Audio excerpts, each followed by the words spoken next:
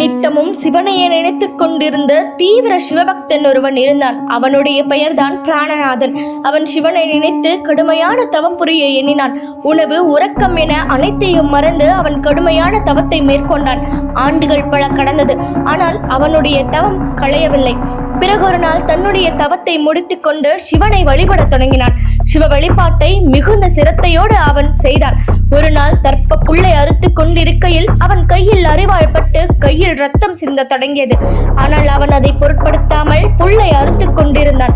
அவன் கையில் ரத்தம் சிந்திய அடுத்த நொடியே ஈசன் பதறி போனார்.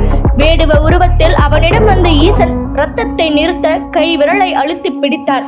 அப்பொழுது விரலில் வழிந்த ரத்தம் நின்று கைகளில் இருந்து சாம்பல் கொட்ட தொடங்கியது. இதனை கவனித்த பிராணநாதன் வந்திருப்பது ஈசன்தான் என்பதை உணர்ந்தான். ஐயனே, எனக்காக நீங்களே வந்திருக்கிறீர்களா? உங்களின் சுயரூபத்தில் இந்த அடியனுக்கு காட்சி கொடுக்க கூடாதா என்று அவன் கேட்க, ஈசனும் அவனுக்கு சுயரூபத்தில் காட்சி கொடுத்தார். உன் கையில் குருதி வழிந்தோடியதை பார்க்க முடியாமல் தான் நான் ஓடோடி வந்தேன். உன்னுடைய குருதியை நிறுத்த உனக்காகவே நான் இந்த பிரத்யேகமான சாம்பலை உருவாக்கினேன். இன்று முதல் இது விபூதி என அழைக்கப்படும். நீ செய்த தவத்தின் பயனாகவே இந்த விபூதி உருவானது. இதை பூசிக்கொள்பவர்களுக்கு நான் எப்பொழுதும் துணை நிற்பேன் என்று கூறிவிட்டு ஈசன் மறைந்தான்.